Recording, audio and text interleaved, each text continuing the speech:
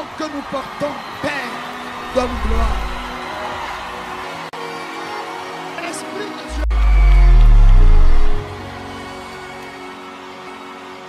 Merci, Papa, pour ce moment d'adoration et de louange. Nous voulons te confier ton peuple. Montre-nous la voie à suivre et rends-nous obéissants. Pour la gloire de ton nom, Seigneur, nous avons prié au nom de Jésus. Alléluia. Ce matin, je voudrais juste nous dire que le mardi, nous avons parlé sur la ville de Ninive. N'est-ce pas? Pour ceux qui étaient là mardi. Et nous avons vu que Ninive, qui était une ville païenne, qui ne connaissait pas Dieu, a entendu le message de Jonas en un seul jour, et ce peuple a cru en Dieu et s'est répandu. Alléluia. C'est un peuple païen qui s'est répandu après avoir écouté la parole de Dieu. Mais je constate que le peuple de Dieu, qui devait recevoir la parole de Dieu avec empressement et avec joie, est dur de cœur. Le peuple de Dieu n'arrive pas à saisir la main de Dieu. Le peuple de Dieu n'arrive pas à s'approprier la parole de Dieu. Et la Bible déclare qu'il ne s'agit pas d'écouter la parole ou il ne s'agit pas d'enseigner la parole. Mais ceux que Dieu agrée sont ceux qui enseignent et qui écoutent la parole et qui la mettent en pratique. La question que je vais vous poser ce matin, permettez-moi, c'est une question bête, mais ça vaut la peine d'être posée. Est-ce que nous croyons réellement en Dieu? Gloire à Dieu. Est-ce que nous croyons réellement? Est-ce que là où tu es, est-ce que tu crois réellement en Dieu? Réfléchis avant de répondre. Est-ce que tu crois en Dieu? Parce que je veux te dire une chose. La seule chose qui peut permettre à Dieu de faire quoi que ce soit dans ta vie, c'est le fait que tu crois en lui. C'est le fait que tu crois en lui. Si tu ne peux pas croire en Dieu, tu ne peux pas placer ta confiance dans la parole de Dieu, mon frère, la Bible a dit, ne t'attends pas à recevoir quelque chose de la part de Dieu. Amen. En tout cas, pour le peu que je connais de lui, il est impossible que quelqu'un s'approche de lui sans pouvoir croire en lui, qu'il est capable de tout faire. Or, il ne fera absolument rien en dehors de sa parole. Donc, s'il vous plaît, laissez tomber vos raisonnements et obéissez à la parole de Dieu. C'est plus avantageux pour vous d'obéir à la parole, de croire en la parole, que quoi que ce soit. Dieu ne peut pas tromper son peuple. Jamais. Dieu là, il ne peut pas tromper son peuple. Et de sa bouche ne sortira jamais le mensonge. Et il a dit, je veille sur ma parole pour l'accomplir. Si vous croyez en lui, vous ne devez même pas douter d'un seul virgule. Gloire à Dieu. Vous ne douterez pas d'une seule virgule de la parole de Dieu. Chaque ponctuation de la parole, vous devez y croire. Gloire à Dieu. Aujourd'hui, je comprends pourquoi Jésus dit aux pharisiens, mais pourquoi ne comprenez-vous pas mon langage? Très peu parmi vous croient réellement en Dieu. Et quand vous ne croyez pas vraiment en Dieu, vous êtes religieux. Vous êtes là? Vous m'écoutez bien? Et Dieu n'a pas besoin de religieux. Les religieux sont ceux qui ont créé beaucoup de problèmes à Jésus. Quand est-ce que finalement vous allez croire en Dieu? Puisque la Bible dit que la foi vient de ce qu'on entend. Vrai ou faux? Mais je m'évertue à vous enseigner la parole de Dieu. Mais la foi que Dieu attend de vous, la foi ne vient pas. Qu'est-ce qui se passe? Pourquoi vos cœurs sont si durs? Pourquoi?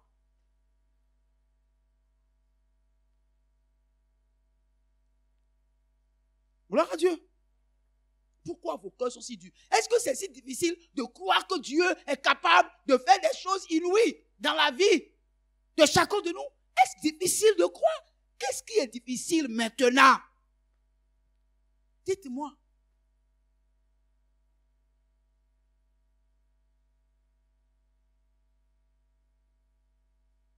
Alléluia. Sortez de votre peau de anciens chrétiens. Sortez de votre peau d'anciens chrétiens. Oh, j'en ai tellement entendu. Non, frère, il faut laisser ça. Crois en la parole de Dieu. Aie confiance en Dieu. Laisse Dieu conduire ta vie.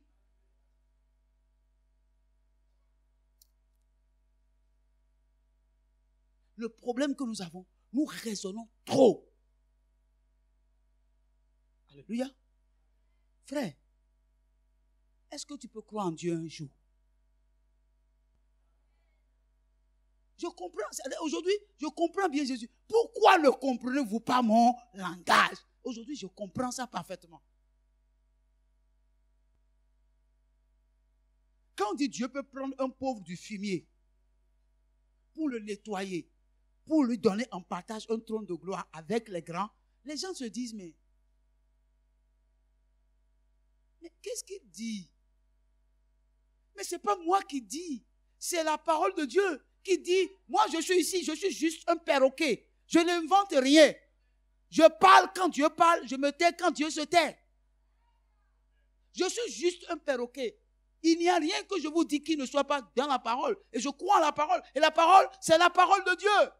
C'est ça. C'est une parole inspirée. C'est de la part de Dieu que les hommes ont parlé. Sous inspiration. Si nous ne croyons pas en ça, oublions Dieu. Si vous ne pouvez pas croire en ça, allez chercher le Coran. Vous comprenez? Parce que ça, ce n'est pas la parole de Dieu. On est d'accord? C'est la parole de Mahomet. Alléluia.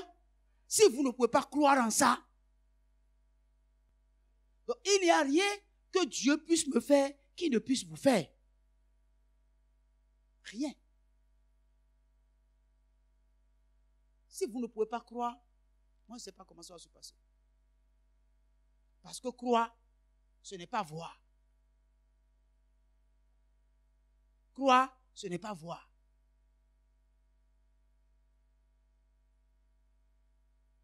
Mais vous voulez voir. Vous allez attendre longtemps. Croire, ce n'est pas voir. Croire, c'est faire confiance à Dieu que, quel que soit Alpha, il le fera. Et c'est là que les gens vont commencer par voir, parce que vous ne pouvez pas voir. Celui qui croit en Dieu, celui qui croit à la capacité de faire des choses inouïes, même quand Dieu fait les choses, il sait que ce qu'il fait là n'est que des bribes de ce qu'il va faire. Vous comprenez? Quand les gens voient ce que Dieu fait, toi tu continues, n'est-ce pas, d'avoir foi que ce qu'il a fait dont les gens parlent là, ce n'est pas ce que toi tu vois qu'il va faire. Il y a encore de plus grandes choses. C'est pourquoi Paul dit, quand je saisis quelque chose, je le mets de côté et je poursuis. Parce qu'il y a encore quelque chose de meilleur à ce que j'ai reçu aujourd'hui. C'est ça la foi. Bien-aimé, quand vous croyez en Dieu, je vous ai dit toujours ici, quand vous croyez en Dieu, ne vous regardez pas. Regardez Dieu. Et faites les choses que vous voyez Dieu faire. La foi, c'est la folie. La foi, c'est la folie. Quand vous ne devenez pas fou pour Christ, vous ne pouvez pas manifester la foi. En réalité, c'est nous-mêmes là qui limitons Dieu dans ce que nous voulons qu'il fait pour nous. Nous voulons vivre aux dépens de notre salaire, de notre budget que nous sommes faits. Mais nous ne voulons pas dépendre du budget de Dieu pour nous. Mais ne savez-vous pas que Dieu a alloué un budget pour chacun de nous? Oui, notre État là, des fois, pour les projets qu'ils ont, ils ont déjà les sous qu'il faut. Mais le problème, c'est quoi? Il arrive des moments où ceux à qui on a confié le projet n'arrivent pas à consommer le budget qui leur est alloué. À la fin de l'année, là, ils vont retourner encore l'argent. Tu es là? Mais tu dois savoir que le budget que Dieu t'alloue chaque année, là, parce que tu ne sais pas consommer, à la fin de l'année, tout ce qui reste là, Dieu retourne, ça se retourne encore dans le trésor de Dieu. Tu es là? Gloire à Dieu. Ce n'est pas Dieu qui te limite, mais c'est toi-même qui te limite parce que Dieu, chaque année, parce que tu es son fils, il t'alloue un budget. Alléluia. Mais le problème, tu n'arrives pas à consommer parce qu'en réalité, tu n'as pas de projet. Tu n'as pas de projet. Les sous sont là, les fonds sont là. Mais le problème, pour que les fonds sortent, il faut qu'il y ait des projets. Les fonds, écoutez, comment vous pensez que le gouvernement vote des budgets pour la population? Or, le naturel typifie le spirituel. Comment des hommes peuvent faire allouer des projets pour la population? Il dit, ça, c'est pour les hôpitaux. Ça, c'est pour que les gens trouvent de travail. Ça, c'est pour que les gens puissent manger bien. Ça, maintenant, nous allons subventionner le riz pour que le riz coûte moins cher. Ça, c'est des hommes qui font ça. Mais que pensez-vous que Dieu fait de vous? Vous avez déjà pensé à ça une fois? Donc, je veux t'informer que chaque année, il y a un budget qui t'est alloué personnellement. Alléluia. Dieu a toujours pensé à toi et t'alloue toujours quelque chose, un budget, pour que tu fasses usage de ce budget comme tu veux. Mais comme tu es incrédule,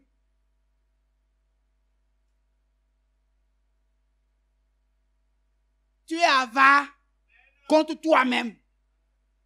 L'avarice perd tout en voulant tout gagner.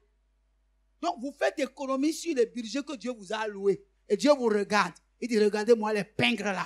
Ils sont tellement pingres qu'ils sont pingres envers eux-mêmes. Alléluia. Alléluia. Quand vous avez un billet de 10 000 en poche, vous regardez, vous dites, ce billet de 10 000, il faut que je fasse doucement pour que ça finisse, pour que ça, la semaine là, que ça finisse dans la semaine. Au moins, les 10 000 là n'ont qu'à faire au moins 7 jours. Est-ce que c'est Dieu qui t'a demandé de vivre sur 10 000 en une semaine? Tu es là? Incrédule. Crois un peu. Tu es là? Crois un peu, crois un peu. Ne crois pas en ça. Ça là, c'est un papier. Mais crois en la providence de Dieu, la capacité de Dieu de faire des choses inouïes dans ta vie.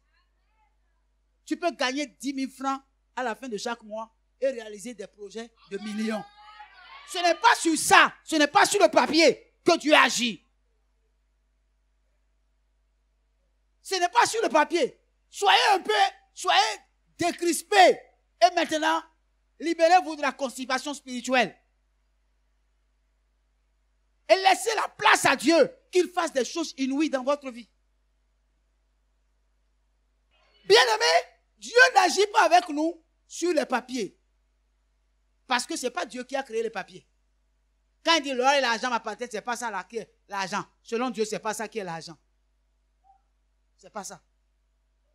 Ça là, c'est des billets, c'est des papiers coupés par des hommes. Et ils ont donné des normes à ça. Dieu, son argent n'a pas de normes. L'argent de Dieu n'a pas de normes. Vous avez besoin de croire. De croire. Ce matin, je ne sais pas pourquoi, mais je vous dis, vous avez besoin de croire. Si vous pouvez croire, vous verrez la gloire de Dieu. Les gens ont peur de tout. Peur de dépenser l'argent. Peur de ne plus avoir l'argent. Peur de ne plus réaliser leur projet. Peur de ne pas payer le loyer. Peur qu'on leur coupe l'électricité. Peur qu'on coupe l'eau. Gloire à Dieu. L'eau, vous croyez que c'est pour son âme? C'est pour son âme? C'est pas pour son âme. L'eau là, c'est pour Dieu. Et Dieu ne nous vend pas l'eau. Il dit, je bénis ton pain et je bénis ton eau. Gloire à Dieu. On ne peut pas être des chrétiens et vivre constamment dans la peur. Il dit, je suis l'Éternel qui te guérit. Je suis l'Éternel qui te guérit. Il est le puissant guérisseur. Nous avons besoin de croire en Dieu. Cessez d'être des religieux.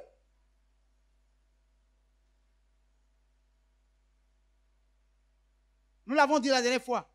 Soyez transformés par le renouvellement de votre intelligence. Afin que vous sachiez ce qui est bon. N'est-ce pas?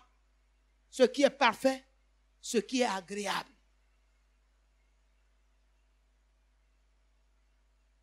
Un homme est venu vers Jésus. Il lui a dit, je suis venu, j'ai amené mon enfant vers tes disciples. Et ils ont prié pour lui, mais rien n'y fit. Mais si toi tu peux quelque chose, guéris-le. Jésus a dit, si je peux, si je peux, si je peux. Et il lui a fait d'eau. Tout est possible à celui qui croit. Gloire à Dieu. À cause de son incrédulité, personne ne pouvait prier pour que cet enfant guérisse. Et Jésus a discerné son mal et lui a dit, si je peux, c'est pas de moi il s'agit, c'est de toi il s'agit. Si, parce que je sais une chose, tout est possible à celui qui croit. Le monsieur a dit, oh, viens au secours de mon incrédulité, car maintenant je crois. Car maintenant je crois. Et quand il dit, car maintenant je crois, Jésus s'est retourné contre l'enfant et dit, hé, toi, esprit, sors! L'enfant est tombé. Le miracle qui était impossible depuis là, ça a été réalisé. Mon frère, il y a un miracle que tu attends, mais qui n'est pas encore réalisé. Parce qu'en réalité, ton incrédulité est en train de t'empêcher d'entrer dans ton miracle. Si ce matin, tu peux croire. Si tu peux te faire tomber ton incrédulité et croire, tu verras la gloire de Dieu. Rien n'est impossible à celui qui croit. Je ne sais pas de quoi il s'agit. Rien n'est impossible à celui qui croit. Dieu n'attend que nous. Lorsque nous décidons de faire quelque chose, en comptant sur lui, il n'attend que nous pour le faire. Comment il va le faire? Moi, je ne sais pas. Mais il fait toujours. Il fait toujours. Parce qu'il n'attend que nous. Dieu n'est pas un Dieu comme les autres dieux. D'ailleurs, il n'y a pas de Dieu que Dieu seul. Mais le problème, c'est nous, ce n'est pas Dieu. Alléluia. Dieu peut parler à mon ennemi, il dit, prends ton argent et va donner à telle personne. Est-ce qu'il peut refuser? Est-ce qu'il peut refuser? Il n'a qu'à refuser et tu vas voir, il ne va pas dormir. Il ne va pas dormir. Comment il peut dormir? Il va dormir comment? Dieu lui a dit, prends ton argent et va donner à Camille et puis il va dormir. Non, même s'il ne me connaît pas, il va me chercher. Il va me chercher et me trouver. Je ne sais pas comment il va me trouver, mais il va me trouver. Dieu peut te parler de toi à quelqu'un dans son sommeil.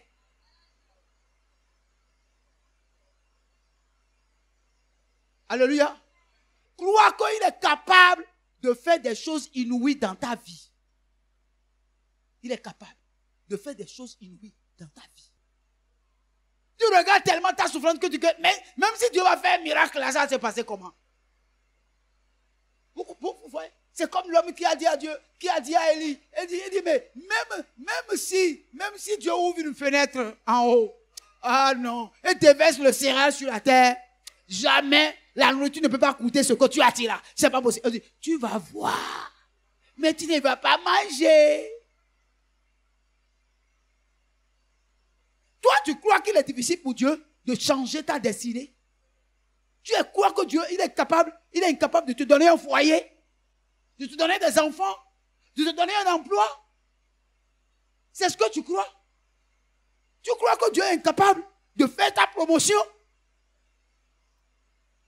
Tu crois que si tu crois en Dieu, tu vas rester tel que tu es jusqu'à mourir, sans laisser d'héritage à tes enfants? Parce que ton père ne t'a pas laissé d'héritage, c'est à cause de ça que toi tu peux laisser d'héritage à tes enfants? Il faut croire en Dieu. Frère, croyez en Dieu et vous verrez la gloire de Dieu. Tu ne seras pas comme ça jusqu'à mourir, hein? Non. Si tu crois en Dieu, tu mangeras les meilleures productions du pays. Bien-aimé, sachez reconnaître le jour et son message. Et saisissez le message que Dieu vous adresse. Levez-vous et posez des actes qui vous amèneront à manifester la gloire de Dieu que Dieu vous a réservée. Parce qu'il y a une gloire qui était réservée. N'oublie pas, Dieu a toujours alloué un projet, un fonds. Ça peut ne pas être de l'argent. Mais Dieu a toujours alloué pour toi chaque année.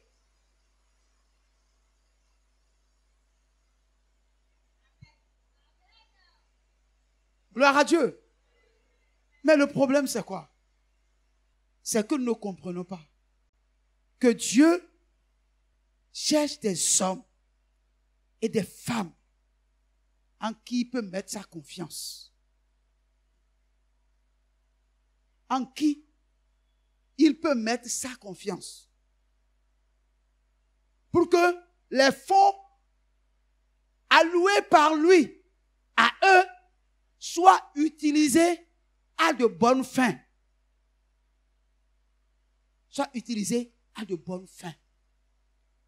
Parce qu'il a dit à Abraham, toutes les familles de la terre seront bénies en toi et tu seras une source de bénédiction. Toutes les familles de la terre seront bénies en toi et tu seras une source de bénédiction. C'est que Dieu a disposé Abraham pour qu'il soit une source de bénédiction au travers de laquelle toutes les familles de la terre seront bénies.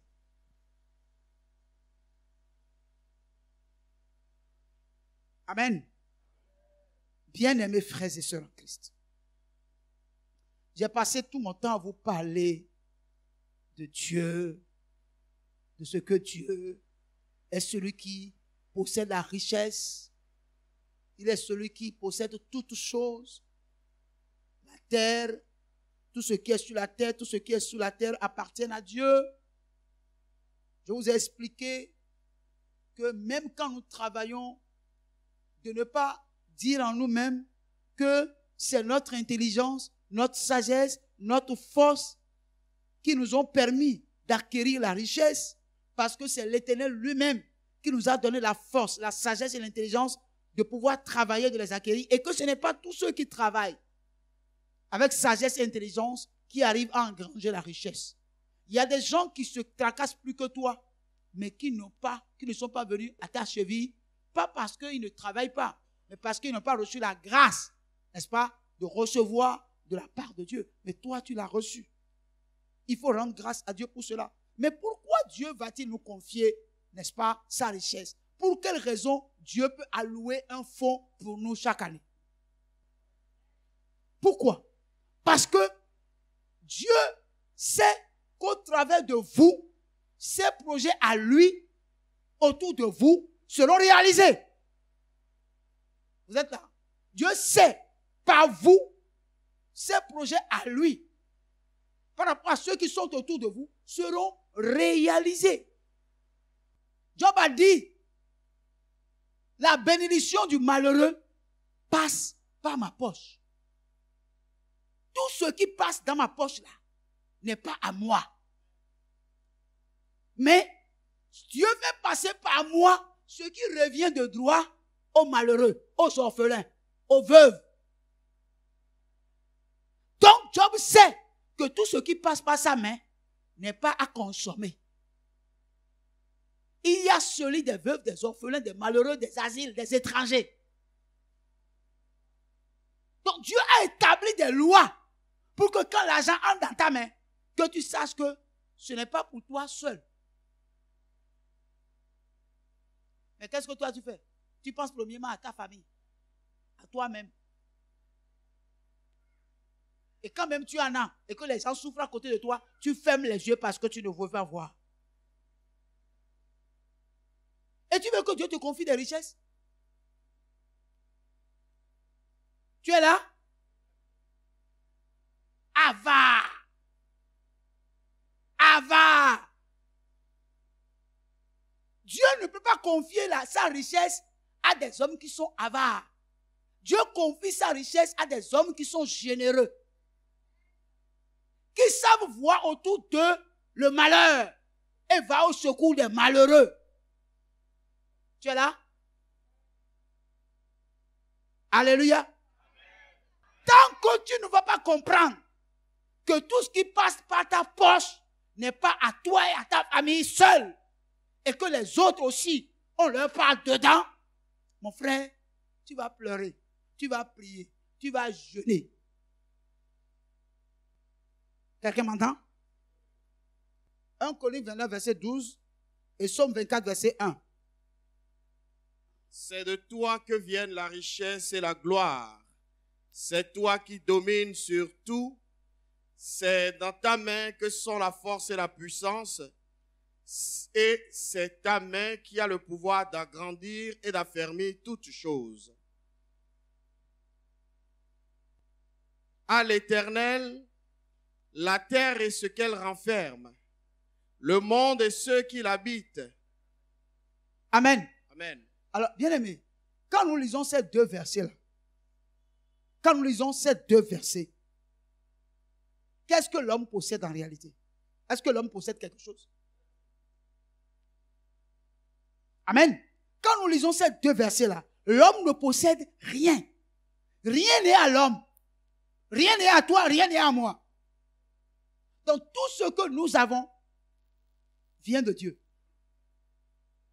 D'accord? Tout ce que nous avons vient de Dieu. Mais regardez notre attitude par rapport à la richesse. Regardons notre attitude par rapport à la richesse. Il y a des gens parce qu'ils ont détourné des fonds, ils vont aller construire dans un village une maison de 3 étages.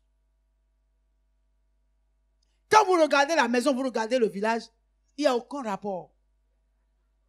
Parce qu'il ne va même pas là-bas une fois l'an.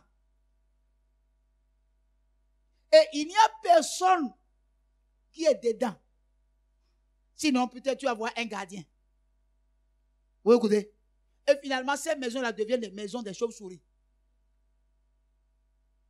Mais cet argent qu'il a investi là-bas, s'il avait pensé aux gens qui sont autour de lui, cet argent, il pouvait les aider à se réaliser. C'est notre attitude par rapport à la richesse, c'est ça. Nous ne pensons qu'à nous, pas aux autres. Or, nul n'a le droit d'être heureux tout seul. C'est pourquoi tu as dit, il n'est pas bon que l'homme soit seul. Alléluia. Notre attitude à l'endroit de l'argent démontre que est-ce que Dieu peut nous faire confiance?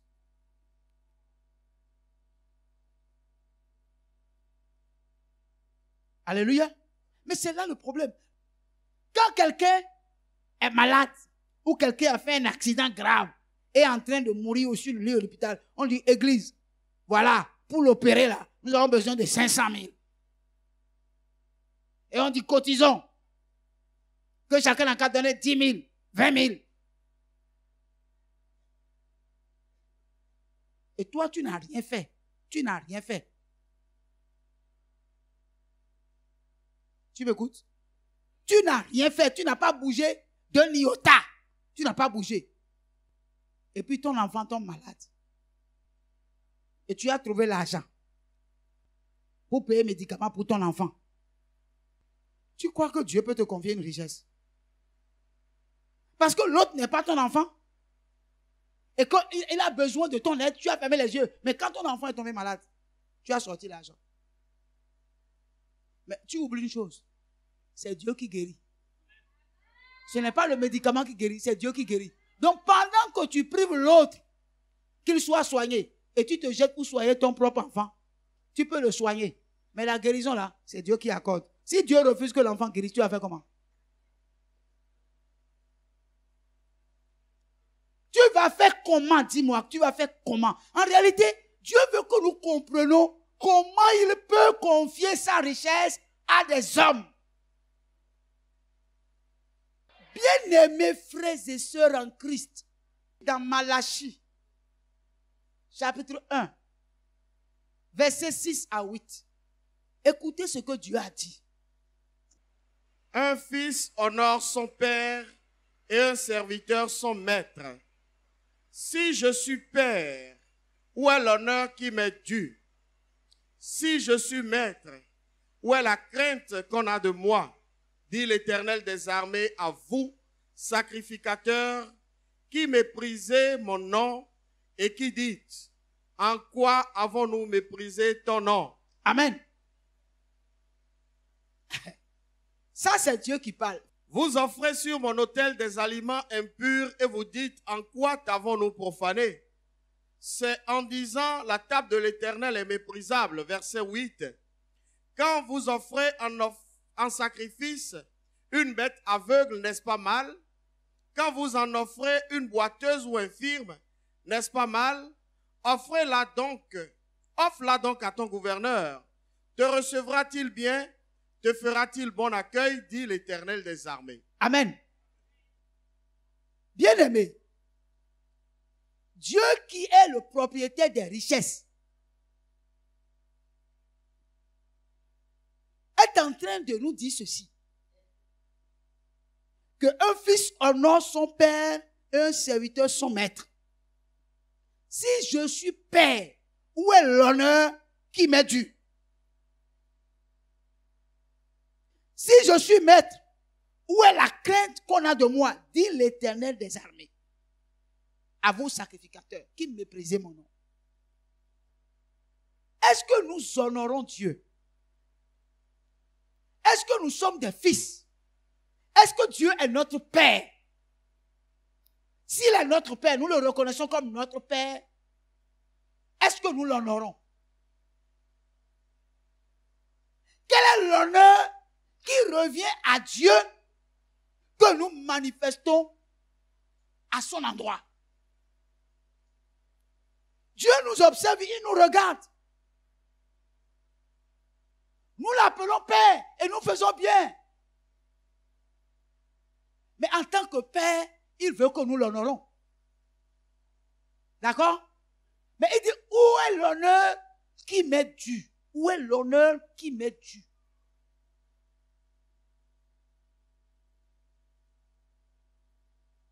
Où est l'honneur qui m'est dû? Mais vous m'appelez maître, c'est bon. Mais où est la crainte que vous avez de moi en tant que votre maître? Où est la crainte que vous avez de moi? Parce que vous méprisez mon nom. Vous méprisez mon nom. Et vous me dites, en quoi ne t'avons-nous pas honoré? En quoi t'avons-nous méprisé? Ah bon? Vous ne me méprisez pas.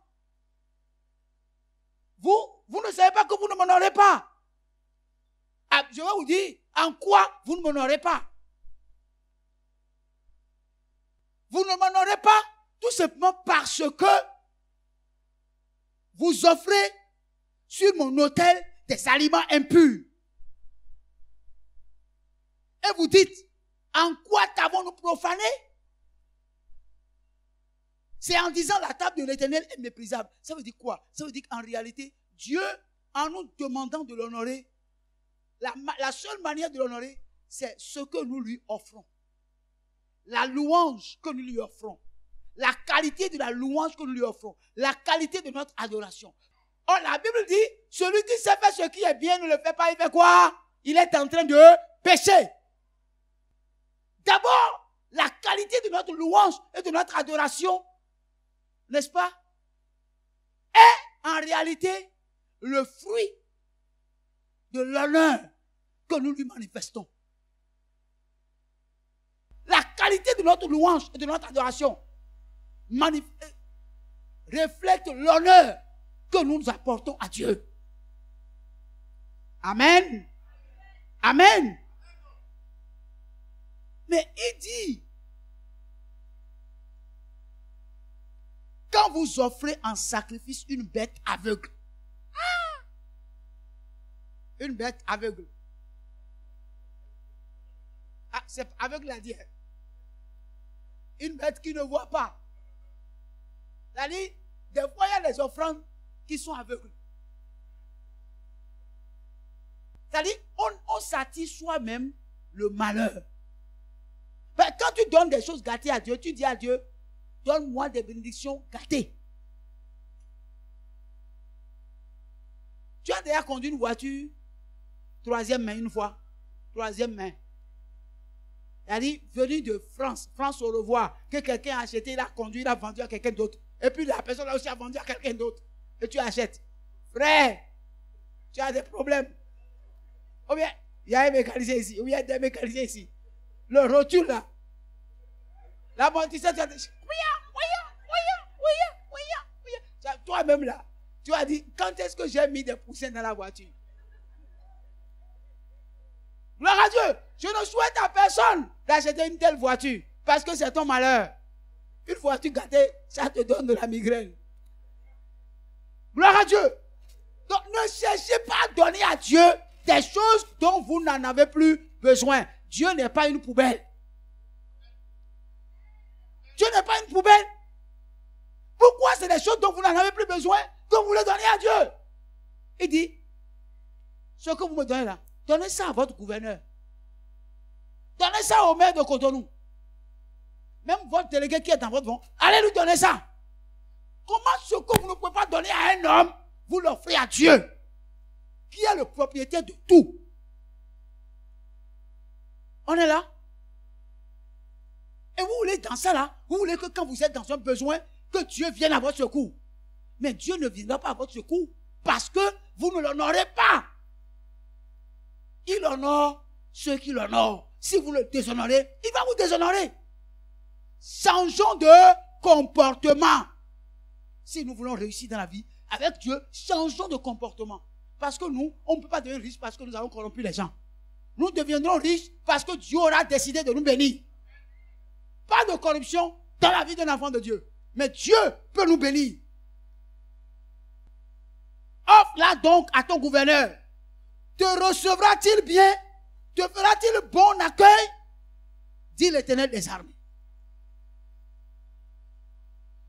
Je vous ai dit ici le dimanche, je crois le dimanche dernier, c'était au deuxième culte.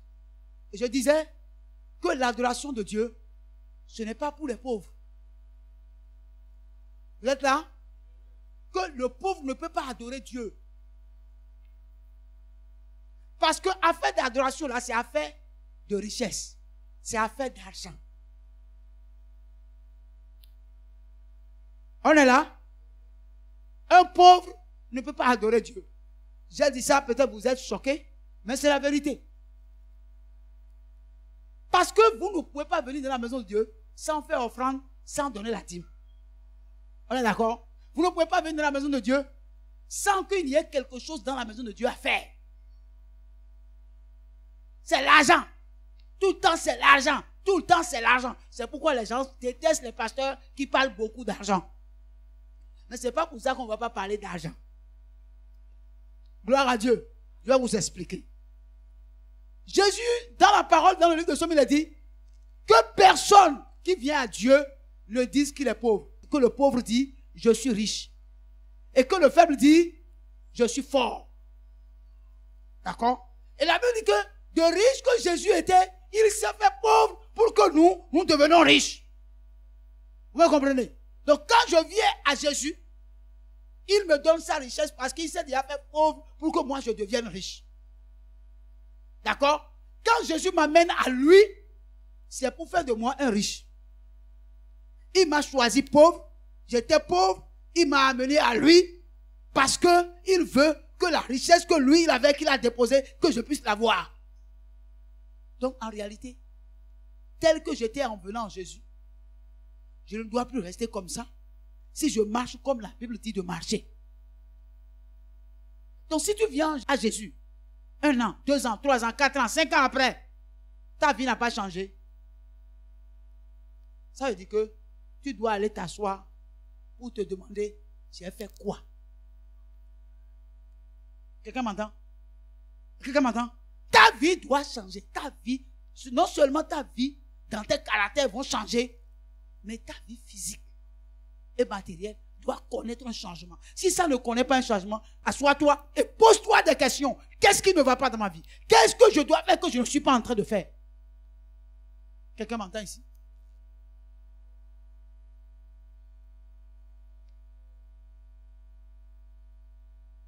Si ta vie n'a pas changé, il faut t'asseoir et te poser des questions. Qu'est-ce que j'ai fait? Pourquoi? Parce que affaire d'adoration là, c'est affaire d'argent. Si on ne vous dit pas ça, c'est qu'on a menti. On est d'accord? C'est pourquoi Dieu même sait que si tu viens, il doit t'élever. Il doit faire ta promotion. Il doit te bénir. Il le sait. Quelqu'un m'entend ici? Dieu veut le faire. Mais le problème, est-ce que toi, tu crois que Dieu veut le faire? Si tu crois que Dieu veut le faire, tu dois savoir comment tu dois faire pour que Dieu réalise ces choses dans ta vie. Nous ne sommes pas venus pour aller ensemble au ciel. Nous n'irons pas au ciel. J'irai. C'est-à-dire, moi, je sais ce que je cherche. Toi, si toi, tu cherches quoi? Lis-moi le verset 11 et on va s'arrêter là. Car depuis le lever du soleil jusqu'à son couchant, mon nom est grand parmi les nations. Et en tout lieu, on brûle de l'encens en l'honneur de mon nom, et l'on présente des offrandes pures, car grand est mon nom parmi les nations, dit l'Éternel des armées. Mais vous le profanez en disant, la table de l'Éternel est souillée, et ce qu'elle rapporte est un aliment méprisable. Vous dites, quelle fatigue! Et vous le dédaignez, dit l'Éternel des armées, et cependant, vous emmenez ce qui est dérobé, boiteux ou infirme, et ce sont les offrandes que vous faites. Puis-je les agréer de vos mains, dit l'Éternel? Maudit soit le trompeur qui a dans son troupeau un mâle, et qui voue et sacrifie au Seigneur une bête chétive. Car je suis un grand roi, dit l'Éternel des armées, et mon nom est redoutable parmi les nations. Amen. Amen. Écoutez, c'est Dieu qui parle. Hein. Ici, c'est Dieu qui parle. Qui t'a dit que ce que tu offres à Dieu n'est pas important pour Dieu? En réalité, Dieu parle les offrandes.